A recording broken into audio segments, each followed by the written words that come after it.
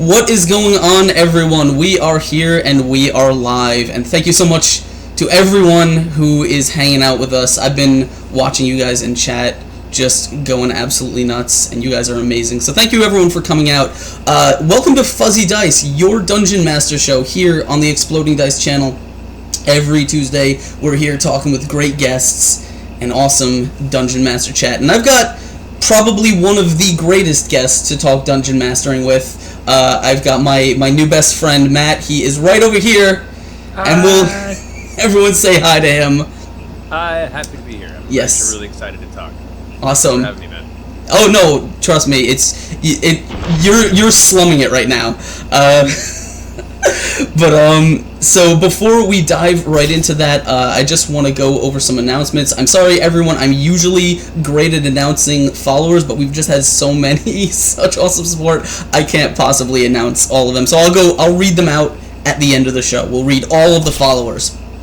But before we go into it, let's just get through some announcements. As always, obviously, this is the Fuzzy Dice Show. It's here every Tuesday, and holy shit, people are hosting and people are following. Every Tuesday, I have great guests. Who am I even? I'll get to who I'm hanging out next week at the end of the show. As you can see down below, and I always forget which side it's on, there's my schedule of all of the games that are coming up on this channel. We just started a new campaign on Sundays. We'll be getting to that. That's 8 p.m. Sundays here on the Exploding Dice channel. And also, I play Call of Cthulhu, and everyone says Matt is a little quiet. I don't know how to fix that. I will try. So let's. Did I have another announcement? I think I did, but I don't remember it right now. So we'll go to them at the end. Why don't we just go straight into my guest, Matt? How are you doing? I am good. I'm a little frazzled. Yeah. Comic-Con was a significant blow to, I think, everyone's energy level who was there. So, past couple days have been days of recovery and getting writing work done. So, good. Just a little tired, I think. Yeah. One day I will make it out to San Diego Comic-Con. It's very hard when you're a New York guy. Understood. You know. But it's something you need to experience once. It's oh yeah. Just so you know what the absolute deconstruction of society looks like. Yeah, no, it's so there's so much great stuff that happens out at San Diego. I definitely want, and Gen Con too. I will get out to Gen Con one day. I promise. I tell everyone that I will, but it's one of those things that I realize. Oh, I'm also broke. I feel you, man. This is my first year going, and I've been wanting to go forever. So make it happen. Yeah. So we're just gonna chill. I've got a ton of questions from you guys that you guys have sent in, both in chat and in on Twitter, things that you guys wanted to ask, and hopefully I have someone that will be pulling them out of chat. But I may have to go ahead and enable another mod because you guys are just going nuts with the questions. But we're gonna get to your questions mostly in the second half of the show, because before that there's a ton of stuff I wanted to talk about, and why not get there first? Yes. Yeah. So I want to just for you guys who may not know, I don't think there's anyone here who doesn't know. Matt is the DM for Critical Role and now Force Grey, the Giant Hunters. Are you guys actually playing the Storm King thing? Like, have you gotten into it? No, actually, this was a purely original kind of small contained campaign that I wrote, based in the same kind of theme as Storm King's Thunder, as far as like the destruction of the Ordning and giants kind of left into the chaos to restructure their society. And other than that, I was just pretty much just sat down with Perkins up in Seattle, and we just kind of fleshed out a story, and I broke out a little campaign for a bunch of new players and a couple old ones, and we're just having a good time. And do you play? That's where that's great. I'm so bad at writing like original stuff. Because I'm an artist by training. I went to college for illustration, and so what I learned after that was I am horrible. If you give me a blank piece of paper, I'm terrible. I can't write. Like, I'll just sit there in front of it for a while and nothing will come out. If you give me a design brief, you give me something to do, like say, here, write this, I can probably do it. But on my own, I'm terrible. Are you going to get your hands on a copy of Storm King's Thunder? Because I heard when they were announcing that, and I'm definitely, like, I'm all up into that. Oh yeah, dude. No, I'm all about it too. I got to see some of the concept art. Some of they only showed me a little bit. Well, I was actually went up to Wizards for a few days to flesh out the story for the Force Grey series. But little bits I saw already had me extremely excited, and I think giants have been such an intrinsic part of D&D since the beginning, and haven't really been given a chance to shine in recent years. Yeah. The Underdark, the demons, the abyss, like Strahd. These are all great series of very important and very popular settings through D&D lore. I think it's really cool that they're taking giants and giving them a chance to really show how cool and how intricate that whole element of a campaign can be, and I'm super excited. Yeah. Did you play was it against the fire giants back in the day? No, I didn't actually. Oh. I read that after the fact. Yeah, it's really good. Yeah, it's funny. I've gone back and read a bunch of old supplements because I prefer to homebrew stuff just because I just how my mind works. I'm the opposite. You give me a blank sheet of paper and I can sketch all you want. Give me a specific design and my brain goes blank and I can't do anything. So I actually roll better with homebrew elements than I do with modules or campaign settings. Though I have run them. Like I enjoyed the Expedition to Ravenloft 3.5 version of it. I ran that, pretty fun. But yeah, so a lot of the older modules I've gone back and read and kind of taken inspiration from in some points, and just to kind of get immersed in that history. But I didn't get a chance to play a lot of them. So yeah, the thing of, like, again, it's very weird, and because I've talked to a ton of DMs on this show, and everyone has their own way of approaching things. The way that I end up doing it, and it's interesting, like, to talk to someone who's much better at homebrewing from scratch than I am. Because the way that I tend to work is, like, when I need to run a one shot, and I do a lot because I work with a streaming channel that I do a lot of one shots for them. They have a 3-hour show block, so ever since I started with them, I've had to learn to write like a self-contained story that fits into like a 3-hour block, which is not easy to do when you're like me, who is I'm very much the DM who I like to take my time. Like if it will take me, like, we're playing in my current campaign on Friday, we just played session number 50, and they're barely level 5. Like, I will take my time to tell a story, because I like it. I like role-playing, I like doing all that stuff. What I really like doing is, like, taking cool modules, like, ones with really, really cool ideas in them, and then reading through them and being like, okay, this is great, but it needs some tweaking here, and this part can be kind of removed, and this is unnecessary combat, or,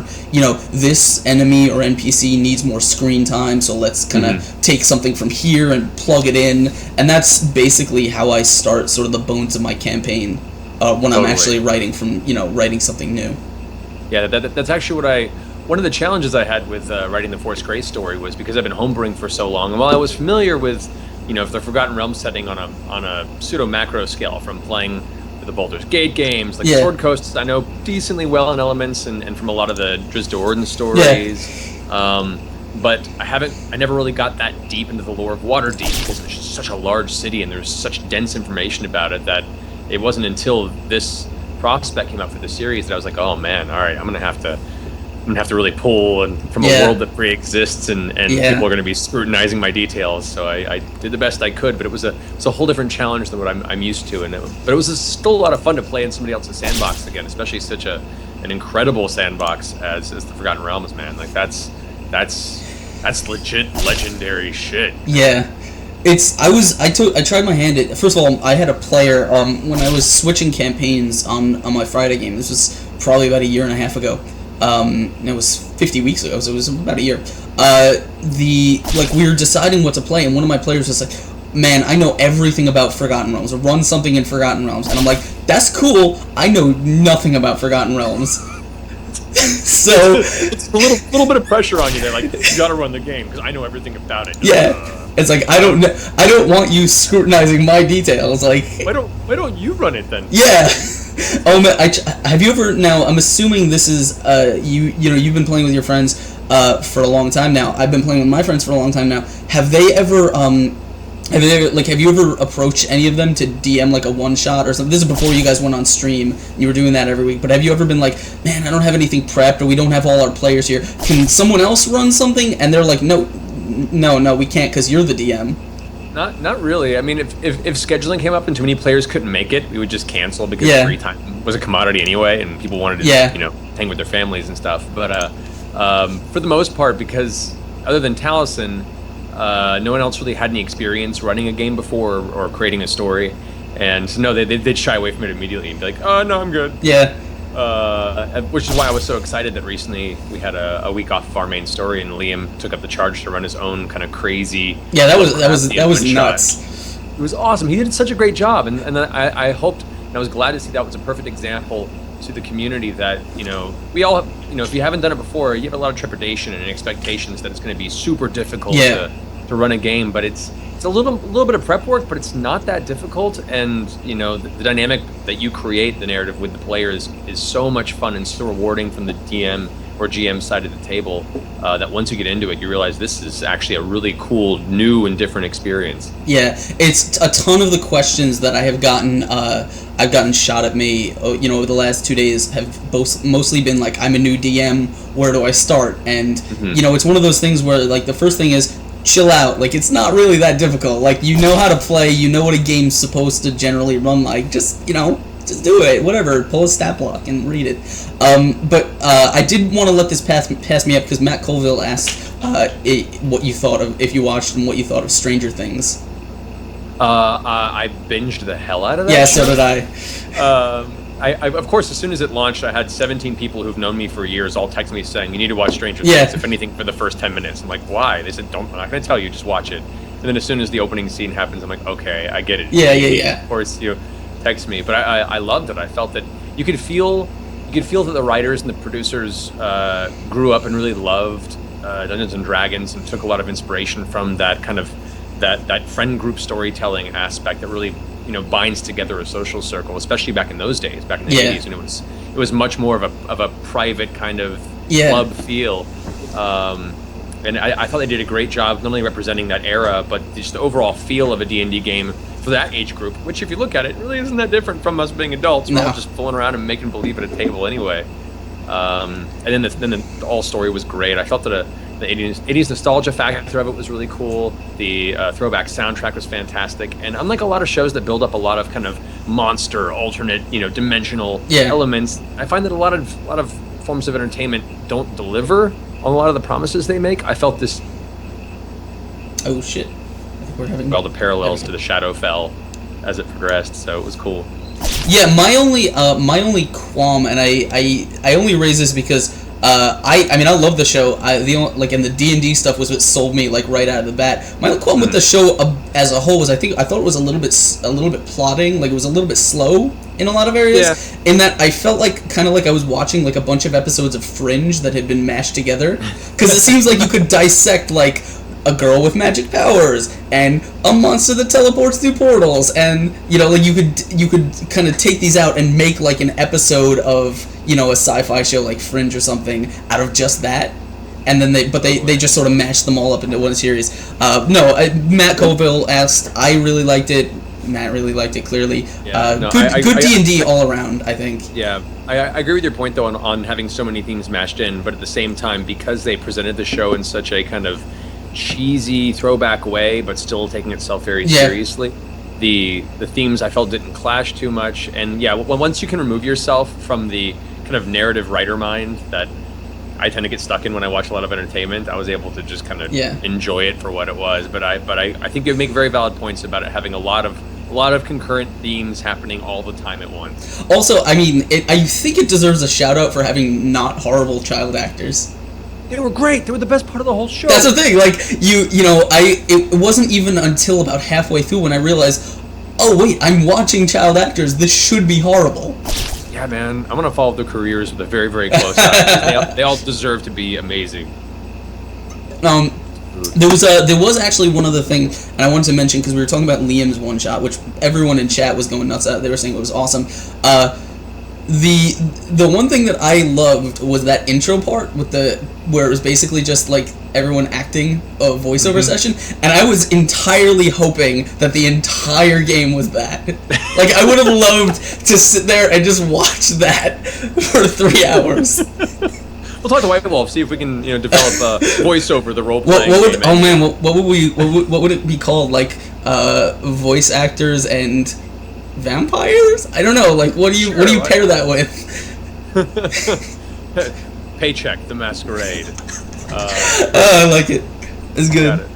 Make Rent. Yeah. The RPG system. No, I loved it. I loved it because it was like, it was one of those things where the reason that I thought that section was great and it was so interesting was because for me, and I'm sure every single person watching, like, we had no idea what was going on there, but for everyone at the table, like, it was so obvious that it was like a day in the life of all of them.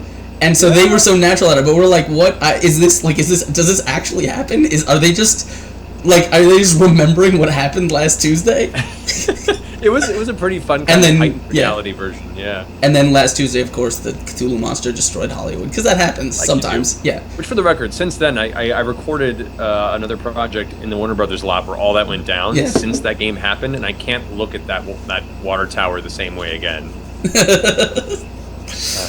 Oh man, what's going on? Brad Wodo, Encounter, everyone, bunch of my friends hanging out in chat. Everyone is having a good time, it looks like. So I had a couple questions. I want to get into some D&D stuff. The one question that I want to ask, and I'm sure all of the DMs in our audience right now want to know. So we all know what it looks like when you DM a game. We all know, how you handle running a session. So I want to know what's behind your DM screen. Behind my DM screen is I have a little dice box, Wormwood actually. Dice box, because we tout it because we like it. So I have that for my dice. Then I have generally clusters of miniatures of possible encounters that might happen, either right behind the screen or hidden right next to the left of me under the table. So I have them quickly at the ready. Mm-hmm. I have my bag of minis for all of Keyleth's possible beast transformations, which is like just a giant gallon bag of all the possible minis. Yeah. I have a couple boxes with wet erase pens in case I have to sketch something on the spot for our combat maps.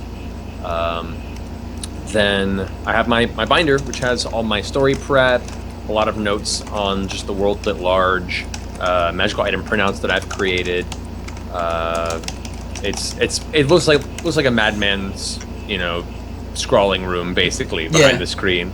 I have the classic 5th edition D&D screen behind the wood screen that a fan made me that I use in the show. So I still have all the different tables to remind me of the information on different status effects and all the really useful quick reference stuff to have for a DM. And then I write little notes that I tape to that of game reminders, things that happen, lingering effects or things in the game like the one deal that Vax made with one of the hags early in the stream. I have a little note reminding me that favor still stands. Yeah. I have a few other notes of lingering, world effects that may or may not come up, just so I have them in front of me. And then to the left of me, I have the open space for the map. So yeah, that's what the back of the screen looks like. It looks like D&D hoarders in a very small space on a desk. Yeah, I mean that's certainly like. Because I DM online and there's so much stuff I have to kind of look at. I'm totally interested in like I think you I was gonna ask this and then I think you tweeted it recently about like what your notes look like. Mm-hmm. And that was what interested me because I wanted to know like what you generally like how much you generally put in your notes because anyone who knows me knows I'm horrible with notes. Like I will sometimes write them. Like if I'm trying to plan a really, really big session, like with a lot of set piece stuff going on, I will write notes. But generally, I won't because I'm just horrible. Like I forget to do it. And even if I do write notes, I almost always forget to look at them during the game. Mm-hmm. Yeah. So like I wanted to know like what like I saw you had NPC names and like a little blurb and then I guess something that works for you to remember like what their voice sounds like. Mm-hmm. Yeah, it's And when you're starting out, especially as a new DM, you're going to overplan. It's just going to happen. You're not quite sure how much you want to have, and there is comfort in knowing that you have developed a lot of information. Even if you don't have all that information in your notes, just writing it out mm-hmm. and just typing out elements of the world building and the faction interactions and the plot hooks that you're planning to present, just fleshing those out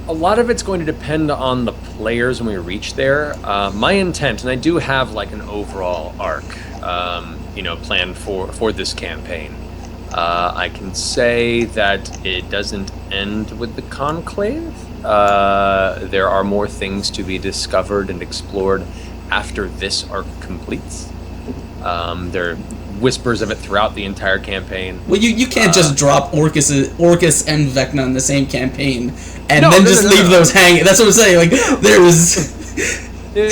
Things tie together, and not everything will be encountered. There are many things that I make reference to in certain story bits that I just kind of, throw in the living world, but not everything revolves around Vox Machina. They are just one little thread of heroes in a much larger scale world. So, yeah, I mean, will Vecna, will Orcus, or any of these things that I mentioned in the campaign play back into the story? Maybe, maybe not. It may just be flavor to the world around them. When they found the Githyanki skull, will that play back in? I don't know. Who knows? We'll see. I hope so, because Yankee and Githzerai are awesome. Oh, they're fantastic. And but the idea, Astral Devourers. Oh no, dude! Astral Plane would be such a fun place to play. So we'll see. But my idea is when they finish this major arc, they'll be close to max level. Maybe not exactly hit level 20, but close to max level, depending. Mm-hmm. And Vox Machina may fade into legend. We may sunset the campaign, have play an epilogue episode or two, and let the players decide what their character's epilogue is, whether it be their surviving character or a new character that's popped up in the midterm since their old one died. Yeah. Because shit's getting real now. But I would like to see Vox Machina sunset and then take a little break from the campaign for a bit, maybe play a few other systems for fun, or some lighthearted games to kind of cleanse the palate. Then have all the players make new level 1 characters and start a whole new campaign elsewhere in Exandria, possibly in Marquette, possibly in Wildmount, possibly in Othanzia. But a lot of this campaign has been based around Tal'Dorei, and I think a lot of Tal'Dorei has been shown and explored. I would like the next campaign to kind of be helmed in a more varying cultural place in the world. Othanzia is definitely more cold and Nordic and ancient. Mm-hmm. I get you. Marquette is more kind of desert, rocky terrain, kind of Middle Eastern flair. Wildmount is a little more kind of North Asian, Prussian, East European. And so these are all different facets of the world that the players haven't really got a chance to see very much of at all, that I think would be a great place to start a new campaign. So I don't foresee us going into like levels 20 to 30, partially because that doesn't exist now, though we could push into boons. There are some great epic level material that's been released on the DM's Guild that some people have homebrewed that look really, really good. But I think we've been playing with these characters for 3. At the time, it would be probably like 4+ years. It might be nice to give the players an opportunity to create and explore and have fun with all new characters. Have you considered? And this is something I always push, because I always want to get every DM's perspective on it, only because I think it's probably one of the best ideas. I know you had your time in like Pathfinder 3.5, but we all know like the kind of rocket tag that the high levels of those systems turn into. Yeah. But there was this amazing invention for 3.5 called E6, where the highest level that players reached is level 6. And what that meant is basically you never hit those ridiculous levels. You can still, like the way I kind of redid it for Pathfinder, I reserved level 7 and level 8 for like really, really powerful monsters, but the highest, like, because the weird thing is, like, when you really get to those high levels, you're kind of in a point in D&D where you're never gonna see another human enemy again. Yeah, because they don't have like player levels at like 12 player levels behind them. But E6 changes that, because the highest level that anyone can reach is 6. So you will always sort of be in a position where even theoretically a group of bandits could still be a challenging encounter. But the thing that's interesting to me is that way the players still gain feats, like they still level up and gain like feats and stuff, so their characters can grow, just not like the numbers that they hit with. And then you could, in theory, if you went all the way through a campaign, into the epic level challenges, like they fought the big bad guy, the campaign's over. Now, in theory, they could just sort of pick their characters up and start wherever they happen to end up, because they could just start a new campaign, because they're not level 20. Like they're not like the most powerful things in the world. I really like that because the campaign that I'm running or I'm just starting right now is sort of a traveling campaign. So the players start here and they're going to get on a caravan and go across the world and end somewhere on the other side of the world. Mm-hmm. And when they do, it'd be really cool if, like, oh, now we're in this sort of Asian culture, completely different from where we started, and we want to explore more of this, more than what we got in just this. And there's all kinds of countries and stuff here. What if we just we ended this campaign and then we just picked it up, but with the same characters, and we can go on and do something else? Because that to me is like, that is awesome as a DM. But no, I like that. Yeah, but I know a lot of players, may get to that point where, like, oh, I've been playing this character forever. I want to do something new. I don't know. Some DMs want to, they want to start something new. Which I think that's. I mean, it's an important choice for the DM to make, but I think it's also something you have to gauge the players with. The players really love their characters, and they still feel like there's more they can really explore and extract from following their narrative.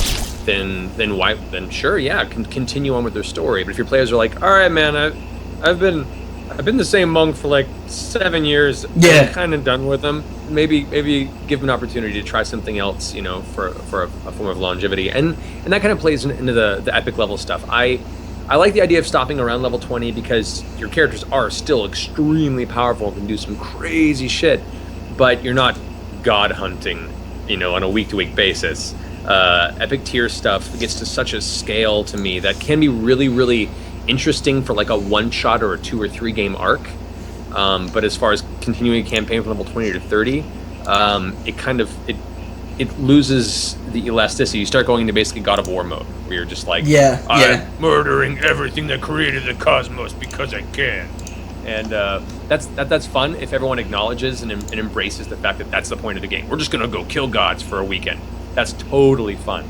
But for like a long-term campaign, it can get a little grating on the storytelling aspect for a DM, and I can see it not as fulfilling for long-term storytelling for a DM and campaign. That's not for all games, of course. That's just from my personal sensibility. I'm sure there are many campaigns out there that can kick the ass in that realm, but for me, I don't know if it has the same draw. Yeah, no, I'm with you, and also, like, it's interesting because that whole E6 idea it's weird. Don't, like, I've done it before. Just try approaching your players, like the next time you're starting a new campaign, just try and ask them if they'd be willing to give up the concept of character progression. They will almost certainly say, no, I want to level. Because they like it, they like that, they like killing things and getting stronger.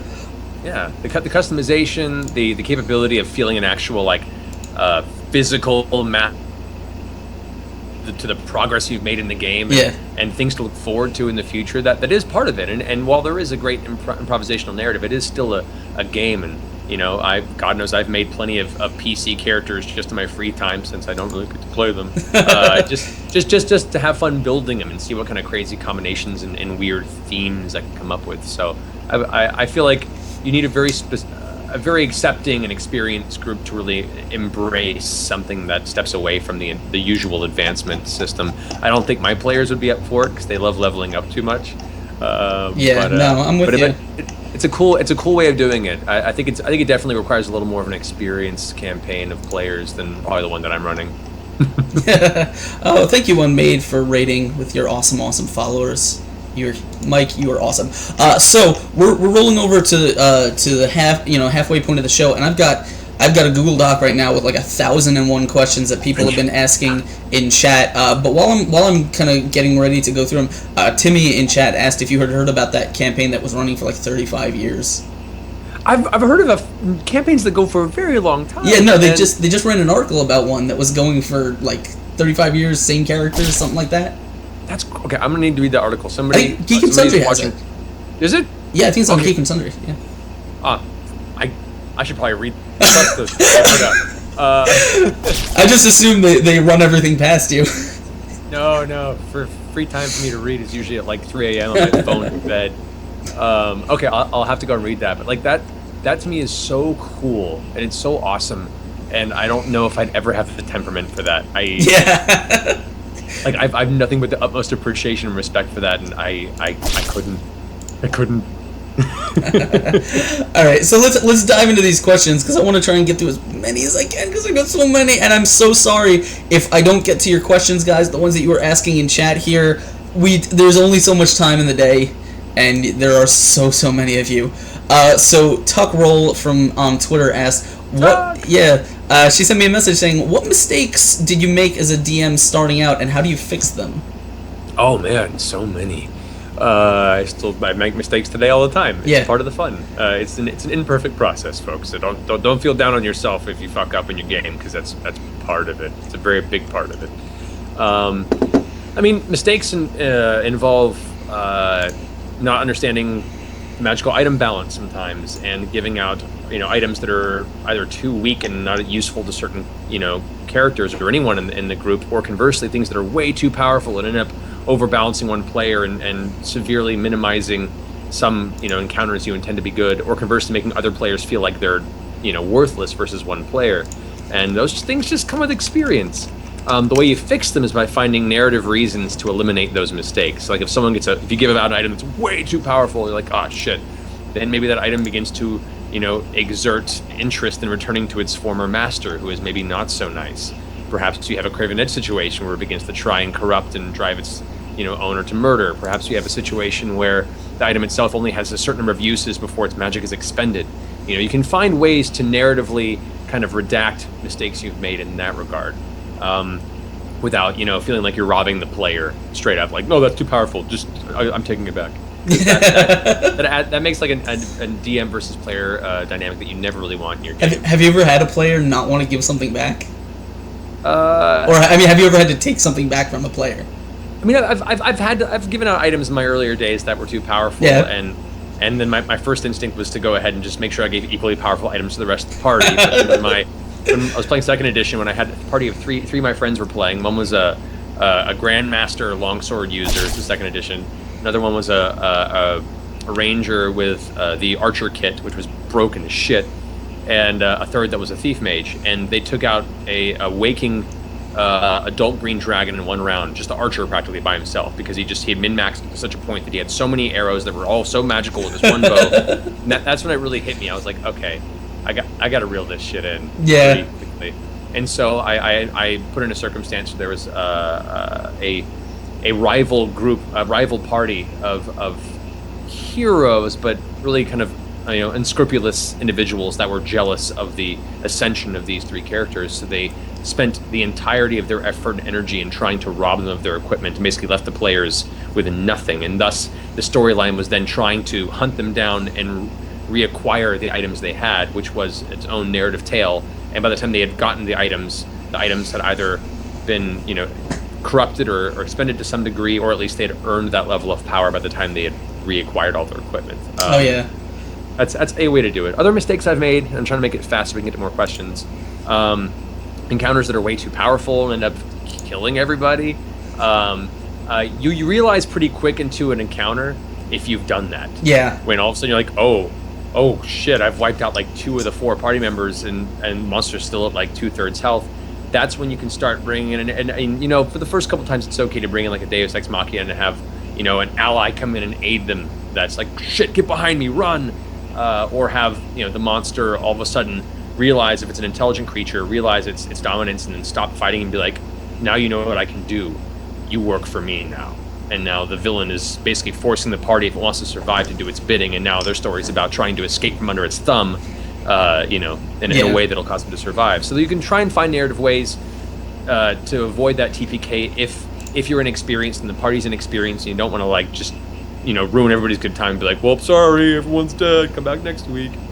I wouldn't recommend that once you've been playing for a while, because the threat of death really is what drives a lot of the real sense of danger and accomplishment when you don't die in a really dangerous encounter. And that's why I always implore DMs and players to understand that you can always flee. You can always come back later. You can always prepare once you have more information about what you're up against. Sometimes you may have to leave somebody behind, but that makes for really cool story elements in the future. Yeah, I did want to touch on this just very, very briefly. One of the mistakes that I made real early on, that I have since tried to fix, I think my mistakes real early on had a lot to do with not conveying information properly. Like, I I would put a story out there, but I would just kind of assume that the players would go through the sort of detective steps to unravel the thing, the clues and stuff. And then I realized, no, you know what? They will most likely what'll happen is they'll pick up a clue and they'll just stare at it for an hour and be like, why can't we figure this out? And it's like, because you should probably open your notes and see what else you wrote last week. But so what I've since made sure to do is always have present more information than I think I need, and if possible, always have an NPC on standby who can explain things. No, that's great advice, and I've made that exact mistake many times as well. And it's not that you're overestimating your player's capability, but they don't have all the information you do. Yeah. And sometimes you don't realize that that what you think is a cool kind of slow drip story release element can leave the players to be just wildly guessing in every direction with no real sense of purpose. And so be prepared to give more information than you expect, and sometimes just that little bite will be enough to drive the players in the direction you want them to go. And if not, you know what, you're all there to have fun, even if they don't unravel the extensive narrative that you've built up in the way you thought you did. Ultimately, you're all there to have a good time, and you don't want them floundering for too long. Timmy says he sent you the link on Twitter, as I'm sure like 20 other people did. Awesome. Thank you, Timmy. The next one, James the Jew says, of all the story writing you've done, what process do you have to edit, make cuts, and stuff? I'm assuming after the fact. Like, do you ever, like... Do you do what I do, which is basically you throw a plot element out there, see how the players react to it, and then kind of fill in the details afterwards? Or do you like to make sure that everything is like you don't really, as polished as you can before you give it to the players? I definitely don't polish it. I tend to develop plot elements halfway, enough where I can tease and build and kind of begin to foreshadow or draw in the party to a cool story element. And if they're not taking to it, or they find a way to circumvent an aspect of it early, then I don't feel like I've, lost all this time in it. Conversely, I really like the idea of the players, unbeknownst to themselves, collaborating with the way your story's being told. The whole Briarwood storyline, I had a lot of early elements of it fleshed out, but it wasn't until I began to see the reactions to the party, their investment when they first met the Briarwoods, to the arrival at Whitestone and the subjugation of the people that live there. That there were a lot of elements there that basically were reactionary to how the players were acting and reacting to each little piece I meted out. And so yeah, I mean, collaborative storytelling isn't just in the moment, it's also reading what things your players are resonating with, what things your players are getting invested in, and focusing more on those aspects than anything that you're like, well, I really want them to go fight this three-headed Cerberus, but they're taking the bait. Then just forget the Cerberus and focus on what it is interesting right now. Who knows, maybe you can marry the two down the road. Yeah. But yeah, I develop enough where I feel comfortable going into the story that I can improv around it and guide the players towards what would be, I think, a cool story element. And then usually after each session, I'll go back and tweak and further develop based on the choices they made, because it also shows that the players have really agency and can shape the story and the world around them based on their actions, which is great. Yeah, it's like I said, what I tend to do is I tend to come up with an idea and throw it into, I'll throw it into the session, and then the players will be like, what? Wait a minute. And then I'll be like, shit, I forgot to square this with all my other notes. And then it's the process of linking things together, or when the players ask you a question that you hadn't prepared for and you just kind of make up an answer, and somehow you're able to sort of spiral that into a thread that helps you tie everything together. My players think I'm a lot better at it than I am. I just really, if I had a dime for everything that I made up on the spot, then turned into a plot element after that. Dude, exactly. And let me put this out to all you new DMs that are watching this.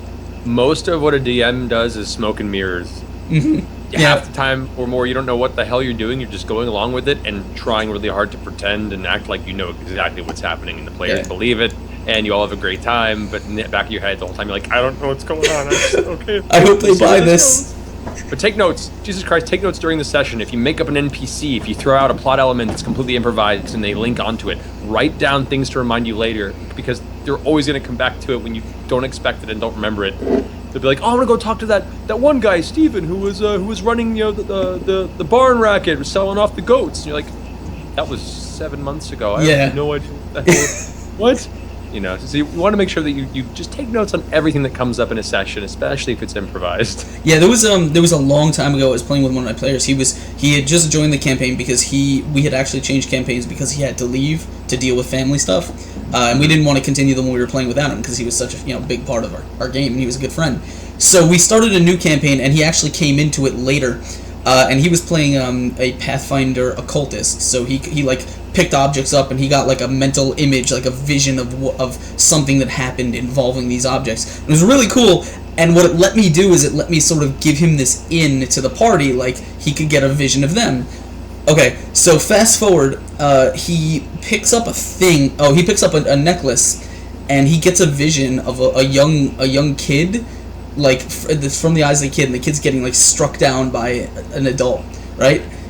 And then he never figured out what that was. Fast forward a couple months later, and there's like riots in the city, and people are hunting down these immigrants, the Shoanti, the kind of Native American barbarian things. And I said like there was a murder of a young kid that was beaten to death, and he's like, oh, everyone's like, oh, that's what you saw, and he's like, wait a minute, I couldn't have seen that because I only see things that have happened, and that was in the past, and it hadn't happened back then. And I'm like, shit, you're right.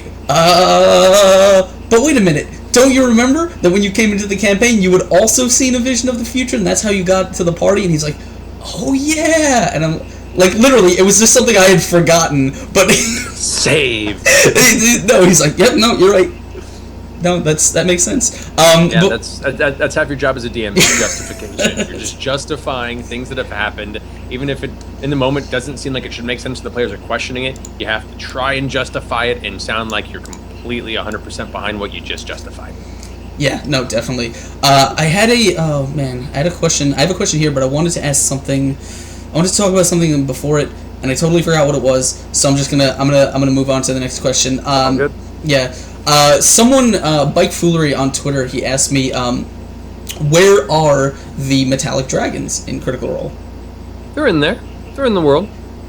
Players haven't encountered them that they know of. Yeah, he says surely they should be concerned about the conclave of dragons and whatnot. So, is there like a metallic dragon uprising that's in the works? We'll see. Maybe. There are metallics in the world, most definitely.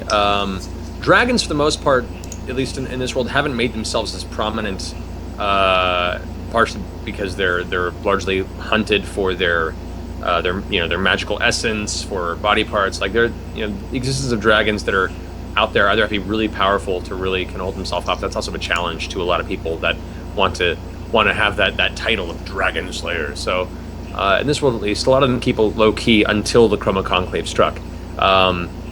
But that level of power, that union of powerful chromatic dragons, is not something you can just charge blindly, no matter what your power and intelligence level is. So take solace knowing that there are many, many, many things in the world that are all currently paying attention to what's happening on Tal'Dorei right now. As you saw with Singorn, this whole time has been preparing, gathering information, preparing for their own eventual attack on Iman. Vox Machina isn't the only group that have their eyes on the Conclave at the moment, and there are definitely metallic dragons in the world that probably are equally as concerned.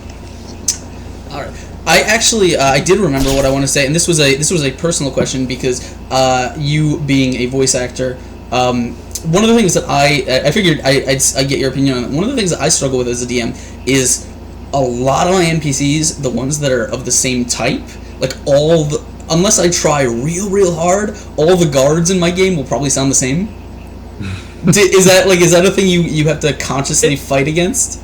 I do, and I forget all the time, especially if it's moments you aren't expecting. Everyone has their kind of go-to voices if they, try to. Even me, I do this for a living, but, if I'm caught off the spot, I'll probably default to like one or two classic standby guard voices.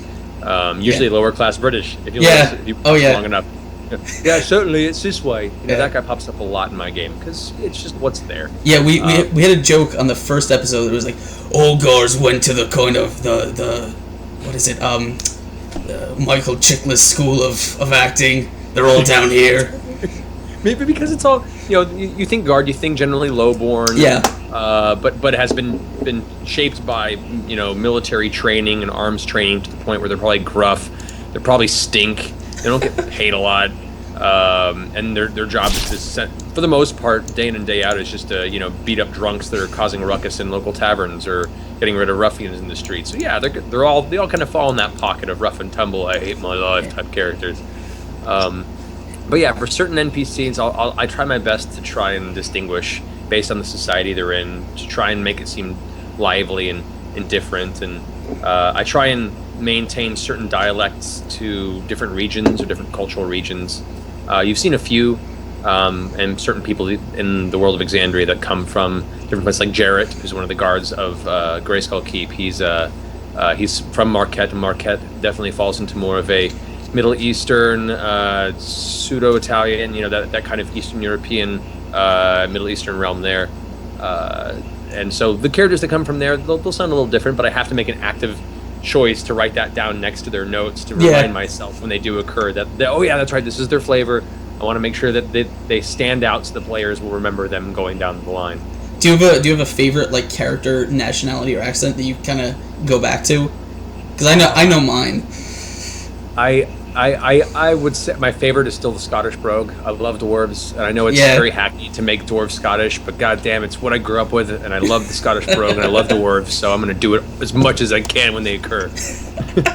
Yeah, no, this I think everyone loves dwarves, and actually, it's so weird. Like, whenever the only reason I don't like doing a dwarf voice is because I feel like it's so hard to have a dramatic scene and then like bust out with like that jovial Scottish accent, like. It almost certainly will like diffuse the drama in any scene. Which that is when you start working on finding ways to make it less jovial. It's very easy to bring a boisterous Scot to the line when you're big, happy dwarf. But then you just take the energy down a bit. And you just keep it calm, keep it even keel, and in the same degree, you can make that same jovial voice every bit as nasty and dangerous as you want. So you just got to practice that thing, bringing the energy down best you can, and slower. The slower and more methodical you work with your words, the more important the dialogue sounds. And if the character is supposed to come across as a little threatening or dangerous, that definitely elevates that presentation. It's the difference between talking like this and talking like this. It's the same words and the same tone, but as soon as you punctuate and you take your time, it suddenly has so much more weight, worth, and you're listening to everything I say. Yeah, everyone's going nuts in chat, by the way. Cool. Someone Marvin on Twitter. Marv Hells, he says, question for both of you if you don't mind. What do you guys do if you get writer's block? Step away for a while. Take a walk. I honestly, for me, I go dancing is a big thing for me. I think physical activity is a really good way to get the blood pumping, the brain moving, and dancing for me, at the very least, is a nice merger of positive energy, music, physical activity, and removal from your usual day-to-day trials and tribulations and mental cycling. So I find that's really helpful for me. But everybody has their own methods, and if you don't have one, then that's something you could try. Or just having a nice walk in nature helps too for me. Yeah, a lot of people tell me they'll watch a movie, like a nice fantasy. Like, for me, a good way to get creative juices pumping, or just reinvigorate my desire to tell an epic story, is just like either watch one or all of the Lord of the Rings movies, because why not? If you're gonna watch one, why not watch all of them? What I'll do a lot of times is I'll go back to my collection of old modules and stuff like adventures, and I'll just read through them, and I'll look at the artwork, and I'll read the encounters and stuff, and I'll just keep until I see something that interests me, and I'm like, oh, I can there's an encounter on the docks here, yeah, I can use this. Yeah, and actually on that point too, what's really, really cool is if you get really bad writer's block, you have 30 plus years of Dungeons and Dragons or role-playing game plot hooks that have been developed and outlined, and countless edition Dungeon Master guides, online RPG forums, pamphlets, modules. There's so many just lists, just extensive lists of 1 sentence or 2 sentence plot hooks. And even just reading through those, you might pick and pull different elements that inspire and be like, oh, actually, that's kind of cool. If I were to use that with this faction, or, if this creature was this creature instead, that would be a cool encounter. Those are really cool places to kind of get your creative juices flowing for both stories and combat encounters too. Yeah, it depends what you're blocked on. If you're blocked on, you can't I can't figure out how to progress my plot. Then maybe I will. I'll do I'll step away from it for a while and I'll be like, okay, think of something else. If it's I can't figure out a way to deliver this this information via NPC. One of the things that's really worked for me, and I don't know if you've ever done it, is when I'm driving at night, I will find myself just monologuing as some of the villains in my campaign. Oh yeah. Totally. I'm thinking about an encounter and I'm just sort of monologuing. I'm just saying what I wish I could probably say in this session, and I will not actually, because I'll forget all of it. I'll use all the best lines in my head, but that's always a good way for me to kind of figure out I got this idea of how I want to sort of approach this character and this. That's a great technique, and I use that for a lot of voiceover stuff, but also for campaign stuff where I talk to myself when I'm alone far more than probably the average person should. But if I find a cool voice or a good character monologue or a great line that I feel is just really kind of signifies a story beat, I'll make sure I pull out my phone, which most smartphones have some sort of a audio recording feature, and just record myself. That way I have an audio file I can refer back to when I get back to writing my notes into the story. It's a really cool way to make sure you have that at your disposal. That's a really good recommendation. Yeah, and again, just read read cool things. Adventure modules are great for me. I love collecting them. I have a habit of just buying them and storing them because they have cool artwork, they have cool plot hooks, cool characters. If you ever need something quick and go to Pathfinder has a whole library of them. D&D 3.5 has a whole library of them. And even, do you remember back in the day those little AEG pamphlet modules? Hell yeah, dude. I still have a few of those. I have all of them in PDF. It's great. Oh, shit. Yeah.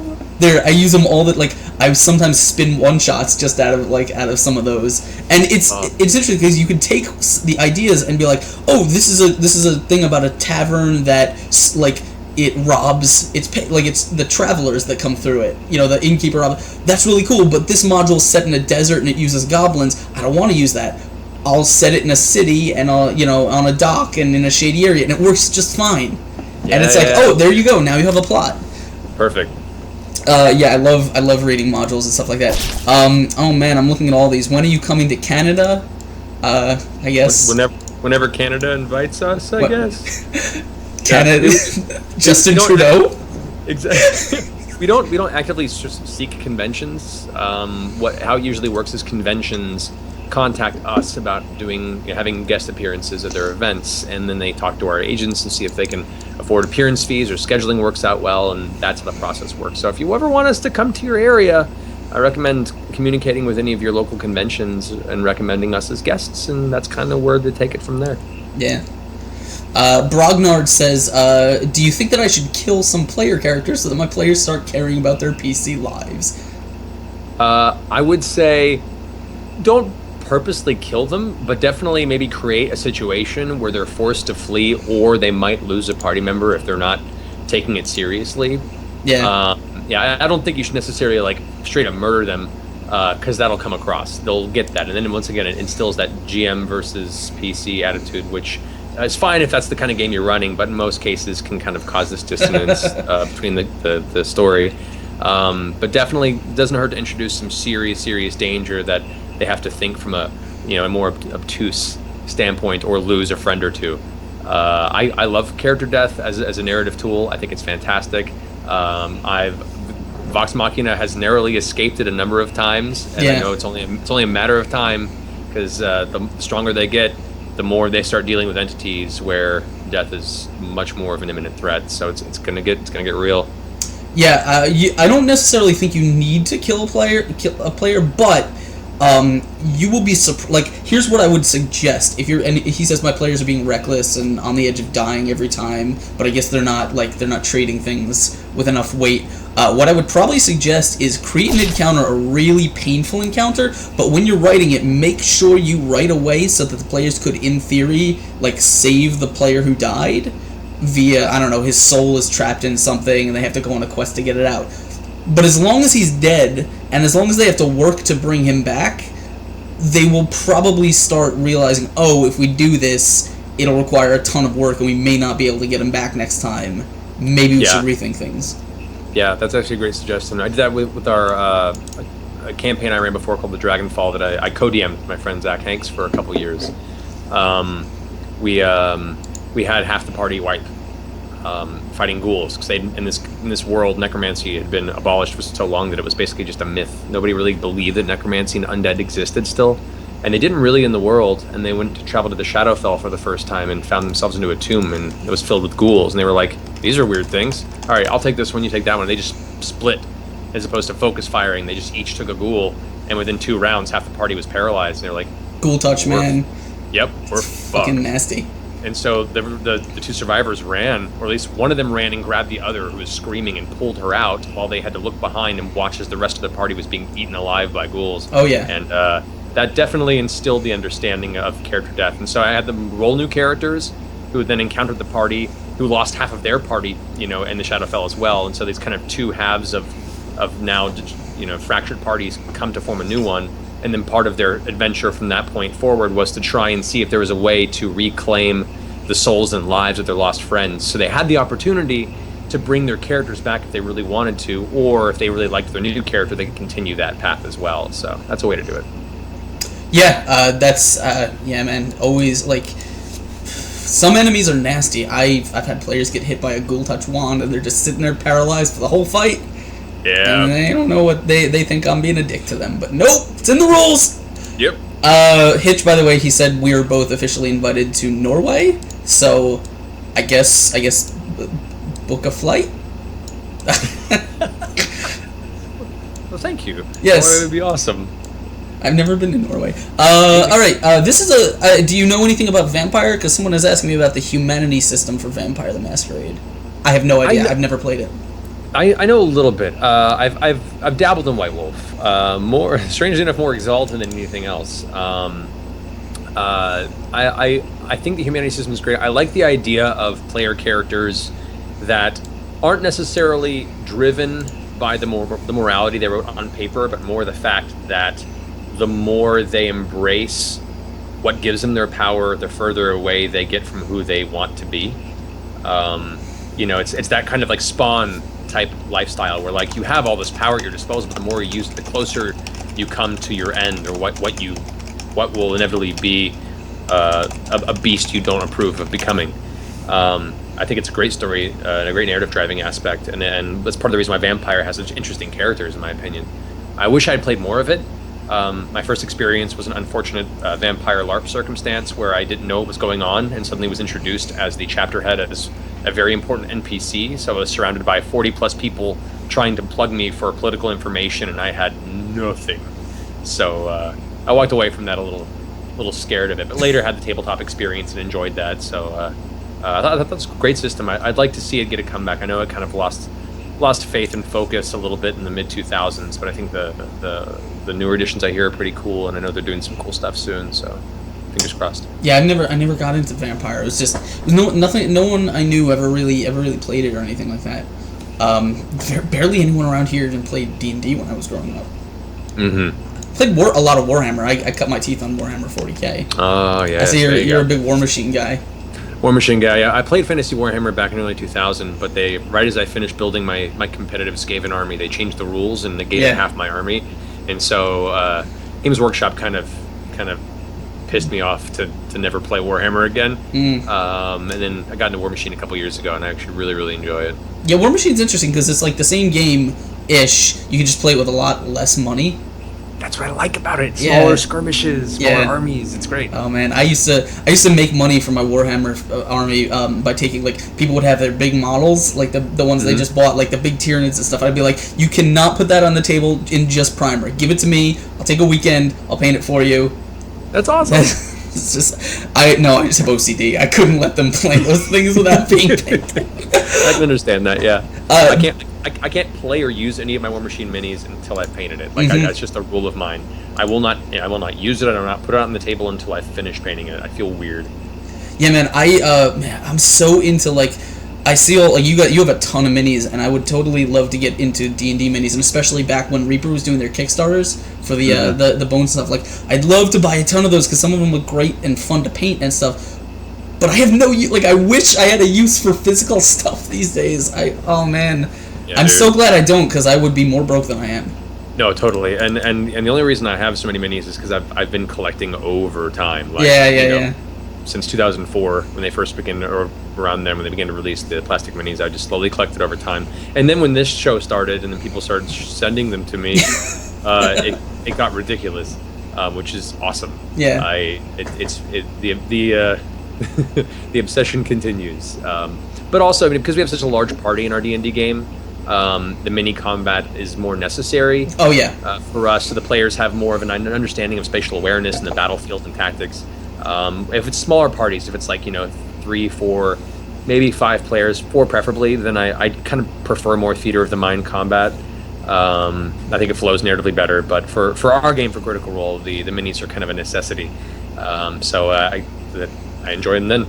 See, I'm a map guy, and I've tried and I've done theater of the mind combat, but the thing that's weird about it is everyone says like they're so into it and it's works great. Every time I do it, someone asks for clarification as to where something is or like how and I have to draw it anyway. So it's like I might as well just have this prepped beforehand. Yeah, for those questions, I usually just take dice on the table and just kind of give general spatial awareness based on distance and relativity there. But it does happen. It's going to happen regardless, especially if you're doing theater of mind. Yeah. But it certainly beats having to spend countless hours and countless amounts of money to prepare for combat when it's not absolutely necessary. Speaking of maps, this is an unrelated topic, but it is a funny story. This was months ago. It was probably about 6 months ago. During the show, back when you guys were still doing like gifts on air. Someone had seen the map stuff I do, and they had contacted me. They're like, "Hey, I want to commission a map so I can send it to the Critical Role guys. He wanted to commission the entire Grayskull Keep, like all 3 floors, with the grounds in like a 1-inch battle grid. He wanted the whole thing for you guys to have it." And I was like, "Yeah, that'd be really cool. This is how much it's gonna cost you." And he was like, "No." Yeah, dude. Well, no, and that's like an incredible thought on that. Whoever that was out there, thank you for the thought. That's amazing. But yeah, no, that's also very time consuming and expensive too. So I know. I told him, I'm like, this is gonna be like a month, maybe 2 of work. Like it's gonna cost some money, and he quickly backed out after that. That's okay, but it's the thought that matters, and I appreciate that. Whoever you were, thank you. Oh, trust me, I would have loved to have made it and just send it to you guys, and then I can be like, "Hey, I made that." And it's on TV. It's on TV. No, Your One Nightmare asked, and I wanted to ask this question for a little while because it's relevant to me. Have you ever played Tomb of Horrors? A long time ago, and it was terrifying, and I love it, and I want to try and revisit it sometime soon. Oh man, I would love to DM you through Tomb of Horrors. It's one of my everyone fights me on this. It's my favorite module. I love it so much. Well, it's such a wonderful time capsule for like the pinnacle of dungeon crawling, in my opinion, because it's like grand rewards and the ever present opportunity to just misstep once and be dead. Yeah. In clever and creative and weird ways, and I really loved that idea as like a weekend game mechanic. Have you read it as a DM? I've read through it. Yeah. Since then, just for fun on the side, and I love a lot of the mechanics and the ideas behind it. I'd love to see it like revisited or redone. It would be like on DM's Guild, if anybody decides to take it from there or something. But man, it's so different than a lot of the other story-based content out there, and it is just a general fearful. It reminds me of like a lot of JRPGs when they have that like special secret dungeon in the game. Oh yeah, they're all definitely. max level. Like, oh, here's 100 levels of the hardest things you'll ever face, and a super secret boss that's near impossible to defeat. Like, it's that kind of a feel to it, and if that appeals to you, the Tomb of Horrors is like straight up fun. So yeah, I love it. You didn't? Then I'm assuming you didn't see, because the reason I love it so much because if you've read it as a DM, then like just that first hallway it's such a masterclass in dungeon design. Like everything that you could ever want to teach players about a dungeon, like about your dungeon, Gary managed to fit in that one hallway. There's pits that are where you expect them to be and where you don't expect them to be. There's things that you kind of, the players get confused about, and they're like, maybe it's this way, maybe it's just so good. Like every aspect of it is just such great writing. And I read this article by what the hell was his name? John Wick. He's an old school RPG writer, and he wrote a whole article about how it's the worst thing ever written.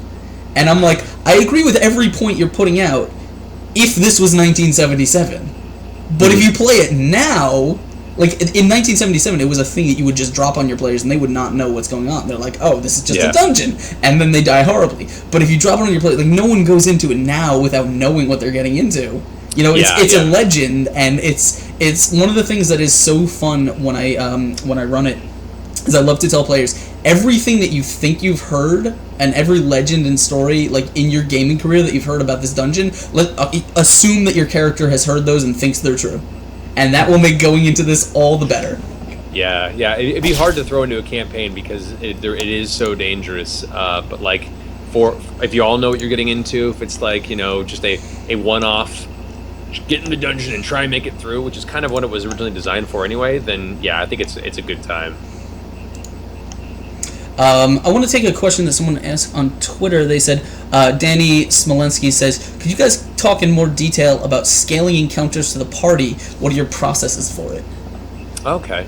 Well, first and foremost, and this is kind of a good general rule, and I hope to do some more detailed stuff with future GM tips videos, but with your party size increasing, let's say, like for us, I roll with 7 PCs sometimes, and that's a lot of people, sometimes 8 with a guest. It doesn't necessarily mean you want to just increase the hit points of the creature, because all it does is lengthen combat into a slog. Mm-hmm. I tend to err more on the side of increasing damage, because you still maintain the threat of danger, but without turning it into just a hit point bag, as well as adding abilities that can hit multiple PCs at once. You know, you can always customize creatures so that, you know, if it only attacks one guy and you're versus 7 players, that's only one dude it's really threatening, while the rest of the party's threatening it. Maybe giving it an ability to do a sweep attack, or it can throw out tendrils at multiple enemies, or it can break the ground around it, causing 3 people to take, AoE damage. Find ways to customize where it can affect more creatures at once with its turn, as opposed to just giving it more hit points. Having lower hit points and high damage means it still has the same amount of threat per se, but without it having to take it that much longer. Have you ever considered? I don't know if you've ever tried it. It actually works for me behind the scenes because players have no idea what's going on. Taking an enemy and just basically throwing the concept of hit points out the window, and just saying like this creature takes X number of hits to die. So like a mook, like a little kind of goblin style enemy might take 1 hit. Player hits it once, it's out. And you can let them roll damage and feel like they're one-shotting or whatever. Like maybe a thug, like a gang member or something, or a cultist might take 2 hits, and then like a bigger enemy might take 4 hits. Yeah, I did that a bit with the minion mechanic, which was in 4th edition. Yeah, I love that so much. It was one of the things they really did good with 4th edition for encounters for that system. I did it also a little bit. I had some bosses in the past, back when Stone Skin worked how it did in older editions, where it would just deflect a certain number of physical hits before it dissipated. Yeah. And so I'd have certain enemies that, while it wasn't necessarily that spell, that mechanic was their protection. So yeah, it wasn't a hit point based thing. They were a putz once you broke through the shield, but it took X amount of hits to get through that arcane protection before they were vulnerable, and then 15 hit points and they were easy to take down. I haven't incorporated it recently, partially because I haven't thought about it. Yeah. But that's a really cool way to do certain encounters. I like that mix up. That's a cool theory. Yeah, it's interesting because the way, like, obviously as a DM it saves math. Like I don't want to really calculate like, oh, this, because let's say you have like a little goblin or something, whatever, just a little mook, and the player hits it, and the thing has 7 HP, but the player does 6 damage. Like, do you really care that much if this thing stays in the fight 1 round? Like, the only thing it's going to do is extend the combat by 1 round at minimum, And Yeah. one of the things that I've learned as I've gone on is I want to try and condense combats. I want to try and get them done more quickly, because the longer a combat drags out, the more likely it is to sort of drag in the middle, and the players are going to get bored by the end, especially if it turns into a slugfest. So what I like to do, especially with a big enemy like a spellcaster or something, or I don't know, any kind of monster that's really interesting, what I like to do is I like to let the players wail on it, for their entire turn. They can get a couple hits in, and then however many hits they manage to land in the turn, unless it's like, say I give this thing 5 hits, let's say they do 5 hits in their initiative order. What I'll do is I'll make it last 1 round longer, just so it has enough time to do something really cool in combat, and then it'll die. When the next person hits it. That's totally a way to do it. I like that. I will say, when you mentioned the 6 points of damage to a 7 hit point goblin, I immediately saw like this one goblin that takes the hit, backs up, wipes blood from its mouth, throws its weapons to the ground, takes its like shirt off, and just like, all right, let's do this. Yeah. So I do like some of the narrative implications that can happen occasionally with it, but from a universal standpoint, yeah, I definitely think cleaner going forward. But I don't know. I'm always going to want that one little survivor goblin to be just a little tougher than the rest and really think he's unstoppable, because he took that one to that action. It's like, what? I'm still standing. Yeah, no, it's you can, like, if it's one of those things where you think like if a combat's going to be over real quick, it's because if you're not tracking hit points, like, it's a great way to sort of just make it last a little bit longer. Because let's say you have a combat where no players got hit, right? Maybe you're like, it feels too easy. I kind of want these things to stick around a little bit longer, so they might get a chance to land a hit or something on a player. That's that's a thing that, again, and I know the reason I bring it up to you is because I know at least I have no idea what you're doing behind the screen, but at least on the show it seems like you're really into like tracking stats pretty exactly, like hit point values and stuff. I do for 2 reasons. One, because I have the internet very closely watching and calculating everything that happens. Yeah. So, oh yeah. And a lot of people actually have a lot of fun doing that and kind of reverse engineering encounters and figuring out stuff. Crit roll stats on Tumblr does an amazing job of that, and it's been kind of a fun game for a lot of people watching to do that as well. So I wouldn't want to rob that of them. And at the same time, there is a certain level of tension, especially during boss fights, when you don't know who's going to get the killing blow, and it gets down to those final numbers, and you're getting the final whittle. Like, who's gonna get the lottery hit? Who's gonna get the final hit? So that for me, there's something cool about setting that. Plus, it means that some encounters that I expect to be more dangerous, I get steamrolled with, and I never want to rob the players of doing a good job or having a good round of luck. If they end up just tearing through an encounter that I expected more out of, I'd be like, oh well, fair play to the players.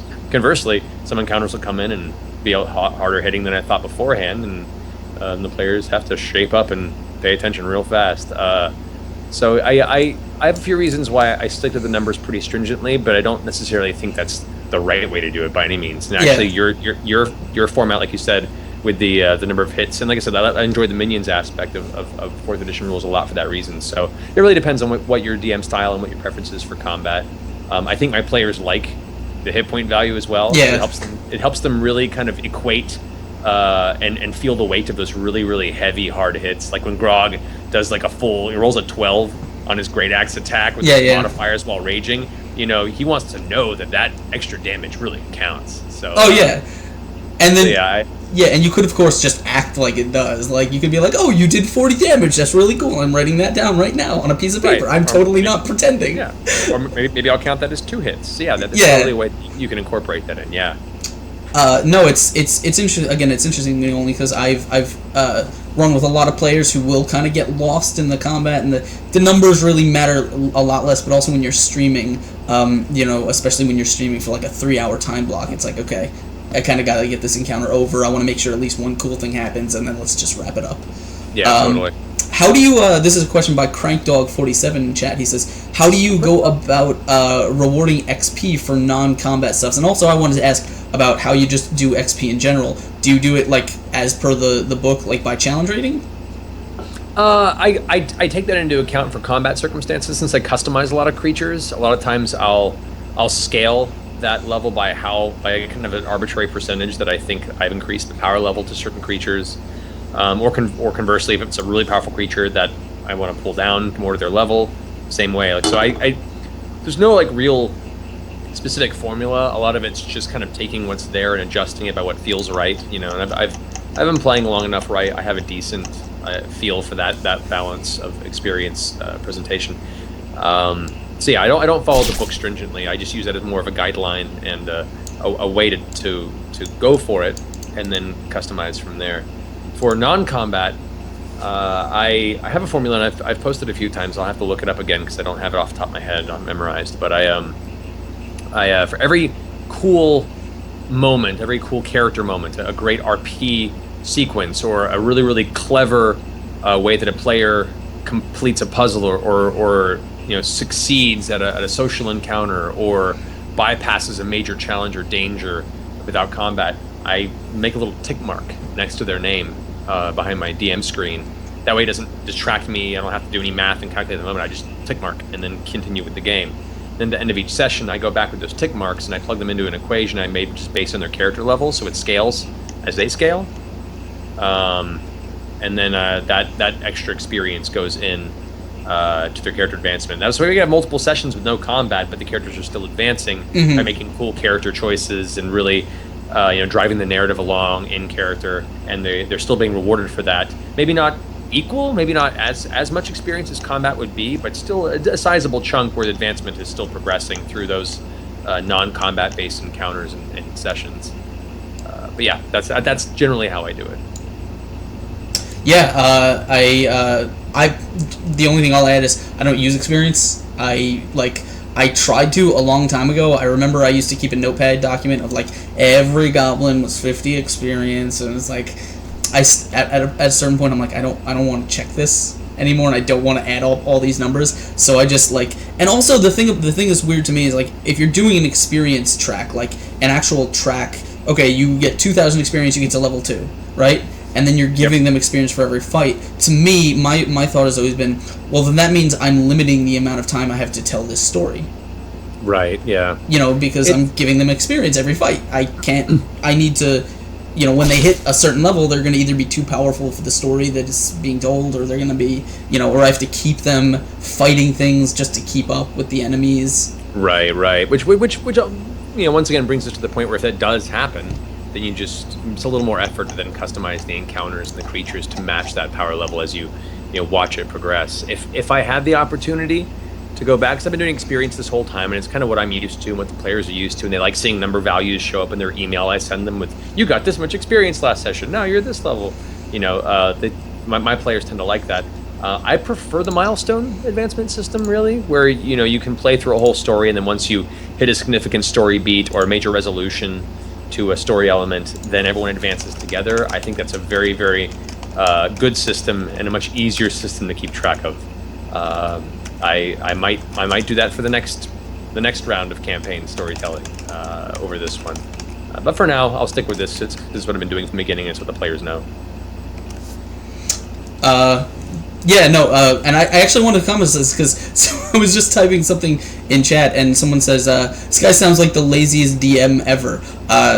He says, oversimplifying complicated and important game mechanics. I don't think that experience and hit points are really all that important, because I think, to me, I'm a storyteller. I like telling a cool story. And I think, a lot of times, just, numbers like experience sometimes get in the way of that.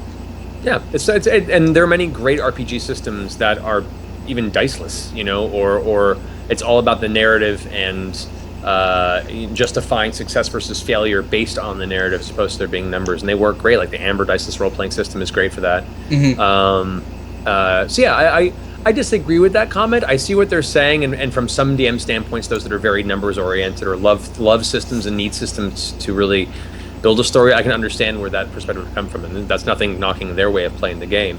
But I don't see it as a sign of being lazy, just a way of making sure you have the time and energy to focus on the things that are important to you and how you want to drive the narrative and story and experience. Yeah, and I think it's important to note, like, we were just talking about HP and experience, and like we both presented why we do things the way we do, and it's like we do it because it works for us, and it helps us provide the experience to the players that we want to provide. And like I think, and that's what I try and tell anyone who wants to get into DMing and who's here to listen to DM topics. Is like there is no right way. Everyone's gonna find right way. Yeah, everyone's gonna find a way that works for you, and everyone is going to like. Maybe you love keeping track of experience because you think that it's more fair, but maybe you hate keeping track of, I don't know, situational bonuses like flanking or something like that. Like who knows? It's everyone has their own thing. Exactly. Everyone has their own way of doing it, and none of it's the wrong way, except for maybe like being a complete asshole and just trying to get rid of your player's good time. Mm-hmm. Maybe don't do that so much.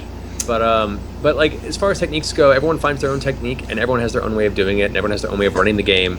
And the way I run my game is vastly different from how like the real role play guys in West Marches run their game, or how Mark Holmes runs his game for High Rollers, or how you run your game. And all these campaigns are so different in how they tell the story and how they run the system, and that's what makes them so unique. And so what's so awesome about RPGs is you have a wholly different experience from Dungeon Master to Dungeon Master, and they're all correct and they're all cool in their own way.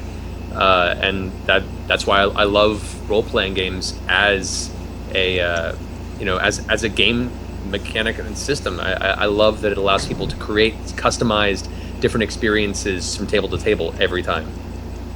Yeah, and that's why I love having a show like this, because every DM brings their own perspective, and every DM is different. And I've talked to so many different people, and it's so like every time I get a chance to share ideas that I've never thought about, and it's like maybe I can provide something, an interesting way of looking at something they've never thought about. Yeah, and we all learn from each other. We all learn from each other, and I've learned a hell of a lot from watching other people DM, people that DM for me growing up, and people that do their shows on stream their games online, both within our Critter community and on the larger scale as well. Like we're all trying to improve our game and improve ourselves as storytellers, and what better way to do that than to see what other people are doing and seeing what you really like and what works in that, and adopting those elements, and conversely teaching and showing others what things you like about how you do it, and maybe they pick up tricks as well. It's this wonderful kind of community of people just helping each other improve. It's really cool.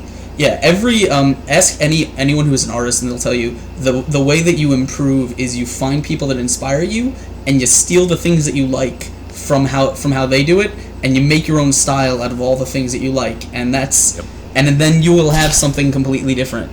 I think that's a really, really good point to kind of bring the discussion down on, because we are coming up on 11 o'clock, and while I would absolutely love to keep Matt here all night and just talk D&D stuff, I'm not that mean, and I know he's got stuff to do.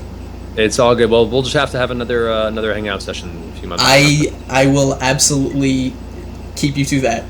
Perfect. So before we bounce out of here, I do want to do some last quick announcements before we wrap things up. First of all, thank you so much to everyone in chat. I didn't want to say this because I don't know, it felt so self-aggrandizing, but I have a tiny little Twitch channel that I started with some friends a while ago, and somehow all of you guys have made this the top viewed D&D show on a Tuesday night. Like, you guys are so great, and I appreciate the support so much. Thank you to every single person who followed. I'm going to read off all of your names at some point because you're great. You can, if you want to see more D&D content, we play every Sunday on this channel, live D&D, and also I show up on a couple other places. I just finished up a campaign. I finished up Reign of Winter Season 1 on Encounter Roleplay. That was 8 episodes long. I had a great cast, great players, and a lot of fun. And we're starting, if you see the schedule, where is it? It's down there. There's a mystery show starting this Thursday at 1 p.m. Eastern on Encounter Roleplay. I don't know what we're playing. I haven't been told. But I will be there playing it with Trainsy TV and Kira from Subpar Mediocre Gamers, and they're great people. And also I play Call of Cthulhu with probably the best streaming cast that I've ever played with on Encounter Roleplay on Wednesday at 4 p.m. It's fantastic. You guys want to be there. It's an amazing Call of Cthulhu campaign. And Will, the DM from Encounter Roleplay, he creates each session before we play it live with chat. So they create some amazing horror stuff, and I love it. Also, if you guys loved this, if you liked the show, I don't want to say if you loved it, but if you liked the show, please consider supporting us on Patreon. You can just hit !Patreon, and Dice Thulu will give that link to you. Every dollar that you guys pledge goes right back to the show. The current patrons are supporting our Twitch Turbo subscription and some other stuff, and it just helps make all this content better, and it helps me provide awesome content like Fuzzy Dice to you guys. That's all. That's really all my announcements. I want to thank so much. I want to thank my new best friend Matt Mercer for hanging out with me. Matt, thank you for me and everyone in chat. No, it was an absolute pleasure. Seriously, we've been wanting to set this up with you for a while, and great discussion, great questions. I'm sorry we didn't get to all of them, but if we didn't get to your questions, save it for the next time we hang out. Yeah. For another one of our upcoming Q&As. I love these discussions. This is where my passion is. So thank you for having me. And yeah, guys, if you haven't checked out Critical Role, Thursday nights on Geek and Sundry's Twitch stream at 7 p.m. Pacific. And we'll be at Gen Con doing our second and biggest live show on that Saturday, which is going to be crazy, go nuts. And if you're on Gen Con, please come up and say hi, come to panels and shake my hand. I'd love to meet as many of you as I possibly can while we're there. So thank you again for having me. Have a wonderful night, guys, and we'll see you online. Yes, and sorry, I was typing. Before we bounce out of here, as always, don't let Dice Thulu get his tentacles on you, because as always, you guys know he gets pretty handsy. We will see you right here tomorrow. Well, not right here tomorrow, but we will see you right here on Sunday for Jade Region. And Matt's doing a scary face, channeling Freddie Mercury. I realized that in the time we've been doing this oh discussion, my background has just gotten darker and darker, and now I'm just in this dark void, and you can't help it not get a little creepy. So. All right, so we will see you guys next week. Thank you so much to everyone